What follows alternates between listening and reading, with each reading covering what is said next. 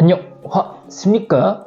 오늘은 요즘 많은 분들이 독일 유학에 좀 관심을 많이 가져주시고 실제로 요즘 과외도 많이 맡게 되어서 관련된 정보를 좀 공유해드리고자 합니다.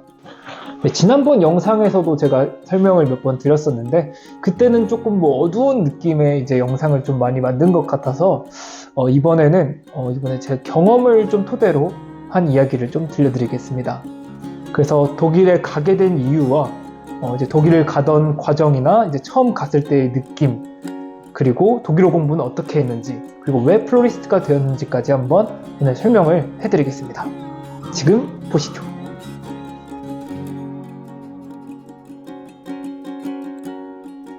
고3 때 사실 공부를 처음 시작했어요. 그 전까지는 사실 사진을 한다, 미술을 한다 이런 식으로 해서 공부를 좀 소홀히 했었었는데 고3 때 이제 좀 펜테를 잡고 이제 마지막 모의고사까지는 성적이 나름대로 괜찮았었어요. 사탐이나 이런 경우도 굉장히 좀 잘했었고, 그렇게 이제 좀 수능 날이 다가와서 이제 수능을 보러 갔고, 이제 아빠 차에서 이제 같이 차를 타고 가면서 나름 저는 기분이 괜찮았던 것 같아요. 그리고 라디오에서 막 퀸의 이제 위아더 챔피언이 나와서 그 둥둥 탁 이렇게 하면서 약간 됐다, 이거는 수능 이번에 좀 잘 보겠다 이런 생각이 좀 들었어가지고 기분이 좋았었는데, 학교시가 이제 국어 시간이잖아요. 국어 시간은 그래도 나름 좀 자신이 있었기 때문에 이러면서 약간 좀 자만을 했었던 것 같기도 한데, 이제 국어 시험 봉투가 있었었는데 이렇게 딱 받고 이제 자 한번 선수 입장 해볼까 이러고 샥 이제 그 봉투를 샥 뺐는데, 그때 이제 제가 손가락을 베어버린 거예요. 근데 손가락이 처음에는 조금 베어서 피가 나왔는데, 맞고 이제 수능 시험을 보려고 했는데 이제 선생님이 와가지고, 학생은 지금 피 난다, 피 많이 나니까 영어실 한번 다녀와라. 시험이 시작하려고 이런 느낌이 있었어요. 그래서 그 영어실에 들어갔더니 이제 영어실 선생님이 탁 해주시고, 학생 빨리 올라가 이러면서, 이제 그때 영어실 선생님의 이제 눈빛을 보고 큰일 났다. 그래서 근데 멘탈이 이제 돌아올 수가 없죠. 사실 손가락도 베었고 피도 좀 빠졌겠다. 그러다 보니까 이제 뒷페이지는 다 풀지도 못하고, 그래서 이제 큰일 났다, 이거는 가망이 없다 해서 이제 난 이제 뭘 하고 살지 이렇게 생각을 하다가 미용을 배울까? 저도 여러분과 마찬가지로 이렇게 독일 유학이나 유학 혹은 수능 망했습니다 어떡할까요 하다 보니까 독일 유학이라는 좀 키워드가 눈에 띈 거예요.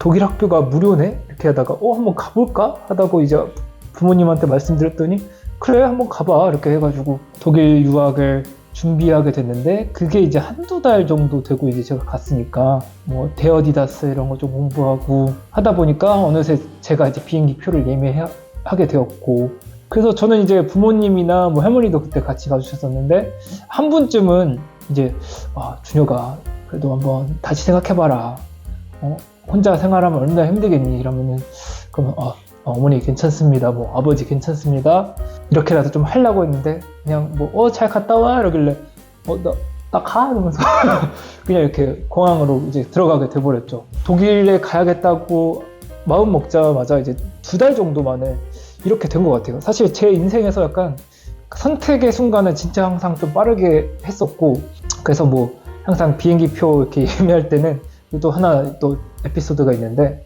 비행기 표를 예매하실 때는 무조건 이제 공항을 잘 보셔야 돼요. 제가 이것 때문에 약간 영국에서도 한번 여행 갔을 때도 또 고난을 치른 적도 있고, 그때 처음에 독일 갔을 때도 일본을 경유했는데 하네다에서 나리타인지 나리타에서 하네다인지 그건 잘 기억이 안 나지만, 아무튼 이제 제가 하네다에서 나리타까지 가야 되는 상황이었던 거예요. 저는 몰랐었는데 그걸 이제 공항에서 처음 알게 된 거죠. 그래서 이거 어떻게 해야 되나 하면서 어떡하긴 어떡해요. 그래서 12시간 정도 대기인데 한 8시간 정도를 첫 번째 공항에서 대기하고, 그 이후에 이제 다른 공항을 이제 아침에 이제 리무진 타고 나리타인가 하네다로 거기로 갔는데, 이제 그때 당시 이제 짐을 많이 가져갔으니까 왼쪽에는 진짜 제 몸만한 이민 가방 하나 들고, 오른쪽에는 캐리어 하나 들고, 등에는 거의 닌자 거북이 등딱지만한 그런 가방을 메고, 보라색 가방이었는데 그 가방을 메고 갔었죠.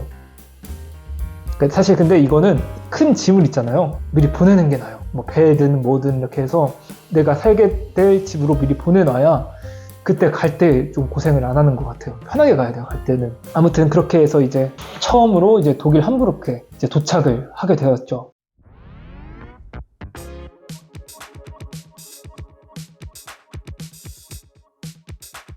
처음 갔을 때는 이제 건물도 이제 다 그 유럽식 건물이기도 하고, 물론 독일은 조금 현대화가 되어 있긴 해요. 근데 좀 유서 깊은 건물 같은 게 좀 있다 보니까 와, 이제 건물 이쁘다 이러면서 다니다가 또 사진 찍는 것도 좋아하니까 사진 찍으러 다니면서, 그리고 처음에 이제 막 독일어 학원을 알아봤는데 독일어 학원도 처음에 이렇게 잘 구하지를 못했어요. 이제 반도 다 꽉 차 있는 경우도 많았고, 이제 이렇게 분기별로 하는데 그 타이밍도 못 맞춰서, 그러니까 막 애매한 상황에 놓여 있었어가지고 한 3달 정도는 과외를 받다가 독일 학원에 이렇게 들어가게 되었는데, 3달 정도를 거의 날려버린 거죠. 그 전까지는, 근데 학원에 들어가기 전까지는 정말 너무 그냥 외롭고 저녁에 심심하고 할 게 없는데, 그래서 이제 뭐 조깅도 하고 그리고 맛있는 음식도 해 먹고, 사실 좀 요리를 좀 했었어요, 그 당시에. 그래서 오히려 이제 육체적으로 정신적으로는 건강하게 되었는데, 근데 제일 힘들었던 거는 사실 외로움이었던 것 같아요. 이제 19살에 이제 혼자 나와서 아무것도 모르고 맨날 집 갔다가 조깅하고 뭐 장 보고 오고 이런 형태로 지냈으니까 사실상 거의 은둔 생활을 한 거죠, 거의. 그때 이제 막 혼자 심심하니까 뭐 왕자의 게임 뭐 이런 거 보고, 워킹데드 이런 거 많이 보고, 미드들을 보면서, 이게 사실 뭐 독일어를 제가 공부를 했어야 됐는데 그때 당시에 영어가 많이 들었어요. 그러니까 독일어는 아예 못하다 보니까 이제 뭐 마트를 가든 어디를 가든 설명을 해야 되니까 영어를 쓰게 되고, 대화도 조금씩 하고 싶으니까 영어로 이렇게 말 걸다 보니까 영어가 늘어버렸어요. 되게 이게 좋은 건 아니에요, 사실.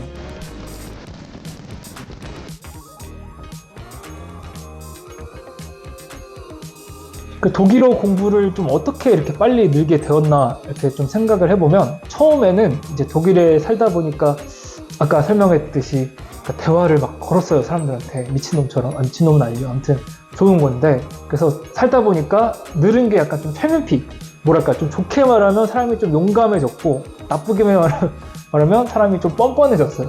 네. 처음에 이제 애들 뭐 그때 A1, A2 아마 그 정도 반이었는데, 그때 이제 애들이 보통 이제 유럽 애들은 담배를 많이 피니까 이제 나가서 이제 담배 피러 가면은 저도 옆으로 같이 가자. 난 안 피지만 그래도 같이 가서 이렇게 처음에 이렇게 멀뚱멀뚱 서 있다가, 제가 잘하는 게 뭐예요? 그 말 거는 걸 잘하니까 이제 가가지고 막 말도 걸고 뭐 오늘 뭐 같이 놀래? 뭐 이렇게 나도 같이 한번 껴줘. 막 스페인 애들, 막 이탈리아 애들, 막 스위스 애들, 지네들끼리 막 이태리어, 저기 스페인어 이렇게 하고 있는데, 다 하고 있었는데, 저는 이제 뭐 그런 거 모르니까 그냥 옆에 가서 이렇게 막 보고 있다가 독일어로 이렇게 말 걸면은, 이제 그 친구들도 이제 독일어를 배우러 온 거니까 그 상황이 나쁘진 않은 거죠. 제가 이렇게 독일어로 말 거는 상황이. 그래서 이제 독일어로 같이 이렇게 얘기하고 같이 이제 놀러 다녀서, 처음에 이제 제일 친하게 지냈던 친구가 이탈리아 친구인 안젤로라고 있었어요. 그 친구는 이제 제가 그 친구가 이탈리아 베로나에 살았는데, 나중에 제가 거기도 같이 가서 막 놀고도 그랬어요. 아무튼 그 친구랑 또 친해져서, 그 친구들이랑 다니다 보면은 이제 친구 중에 저만 이제 동양인이었던 거죠. 한국인이고. 그래서 약간 뭔가 그때 당시 미국 드라마 많이 봤으니까 약간 뭐 킹데드 혹은 약간 뭐 쿨 에이시안 키드가 된 느낌이 나서, 뭐 그래서 약간 좀 일종의 좀 뭔가 고향감이 있었던 것 같아요. 그러니까 스스로 느꼈을 때. 그렇게 친구들이랑 뭐 매주 같이 펍 같은 데 가고 뭐 맥주 마시고, 뭐 아이스터 호수에 앉아가지고 막 맥주 마시고, 맥주만 마셨어요. 그래서 독일어가 좀 많이 늘게 되었어요.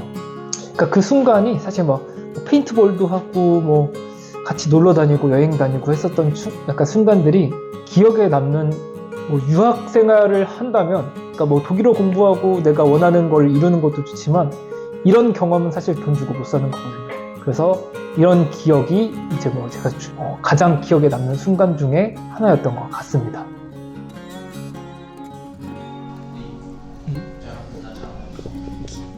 Ich filme alle.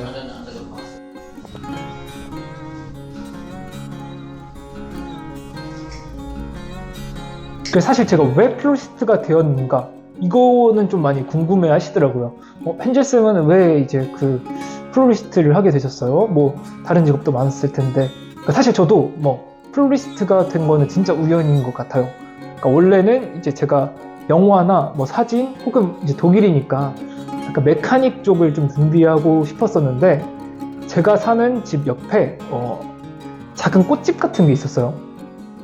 꽃집이 있었는데 그러니까 저는 원래 군대를 갔다가 그러니까 여기 지금 독일어를 얼마만큼 배워놨으니까 군대를 갔다가 다시 여기 뭐 대학교를 가든지 아니면 아우스빌딩을 다시 뭘 하든지 군대 갔다가 이제 할 예정이었는데 이제 군대 가기 전이니까 뭔가 좀 색다른 직업을 해보고 싶었던 거예요.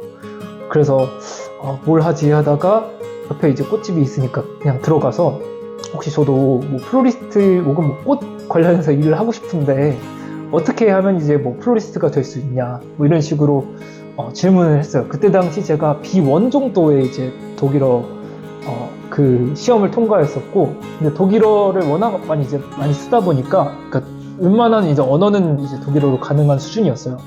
한국인들을 별로 안 만났기 때문에 그때 당시에는 독일어를 쓰는 친구들, 이제 독일어를 같이 써야 되는 친구들만 만났기 때문에 독일어가 좀 빨리 늘었죠. B1이었지만 그러니까 언어가 이렇게 되니까 아무튼 그렇게 제가 이제 그 플로리스트가 어떻게 하면은 할 수 있나요? 이런 식으로 물어봤을 때 좀 저를 좋게 봐주신 한 분이 계셨었어요.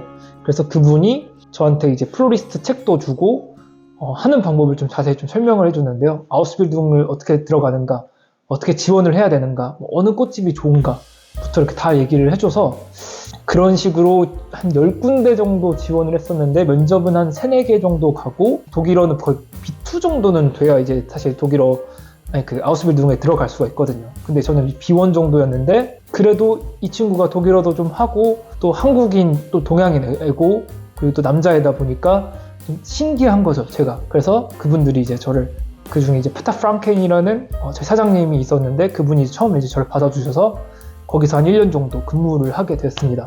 2년 정도는 이제 다른 꽃집에 이렇게 파견 근무 같은 것도 가고 그랬었는데 일단 우선은 오늘은 여기까지만 설명할게요.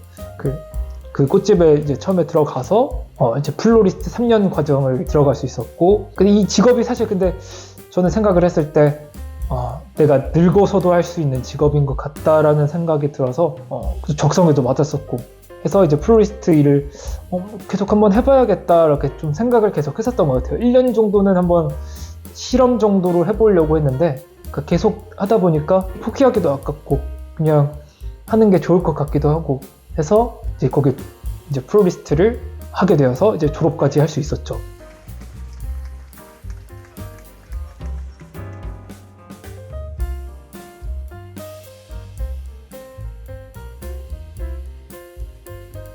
언어 이제 회화는 잘하는데 제가 문법이나 뭐 단어 이런 걸 많이 몰라서 저희 교수님들도 저한테 뭐 헤얼리, 미스터 리 이렇게 물어봐서 헤얼리 뭐 1년 정도 다시 한번 꾸를래?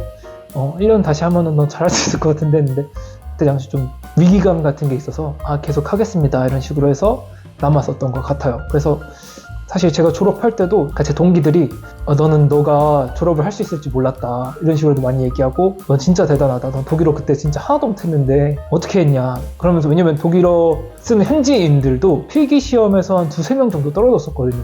근데 제가 붙었으니까 이제 그 친구들도 혜열리 어떻게 했니 너? 이러면서 물어보고 뭐 그러니까 나름 이제 기분은 좋았는데 한편으로는 내가 그렇게 못했나 그 생각도 들었지. 뭐 그때 이제 졸업했던 순간은 진짜 그 약간 희열감은 너무 행복했던 것 같아요. 그때 부모님도 오셨었는데 그러니까 한국에서 오셨는데 저희 고모랑 고모부도 오셨고 저희 사촌 누나가 또 스위스에서 유학을 했었거든요. 그래서 사촌 누나가 오고 이제 고모랑 고모부 그리고 엄마 아빠 이렇게 왔는데 제가 그때 사실 얘기를 안 했어요.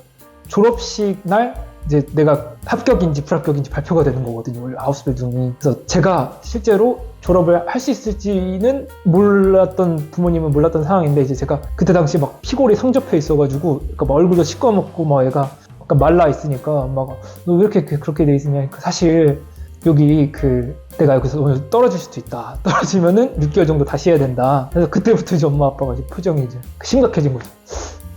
얘가 떨어질 수도 있겠구나 하면서 이러고 있었는데 이제 제가 합격을 하니까 다행히 이제 엄마 아빠도 기뻐해 주시고 같이 이제 끝나고 유럽 여행 갔다 오고 그때는 너무 좋았죠. 그래서 행복한 순간이었던 것 같아요. 이제 졸업을 한다는 것과 내가 이제 3년 동안 한 그 보람도 느껴지고 하다 막 같이 일했던 사람들도 보니까 막 가슴도 뭉클하고 막 지금 생각해도 어떻게 내가 졸업을 했나 이렇게 싶어요. 필기 시험도 정말 어려웠었고 실기도 어려웠었고 아무튼 이번 이야기는 좀 길어졌었는데 여기까지 할 수 있겠고요. 더 많은 정보, 이 이야기가 좀 많이 궁금하시다 하시면은 이제 구독이랑 좀 좋아요도 좀 눌러주시고 댓글로 좀 응원해주시면은 이와 같은 좀 정보들을 주기적으로 좀 제공해드릴 예정입니다. 개인적으로 제 얘기만 한 것 같아서 조금 쑥스럽긴 한데 관련된 정보나 좀 궁금하신 점이 있다면 댓글이나 이제 이메일로도 남겨주시면 제가 답을 해드리겠습니다. 꼭 연락해주시기 바라겠습니다. 이번엔 이렇게 물러나겠습니다. 다음 영상으로 찾아뵙겠습니다. 감사합니다.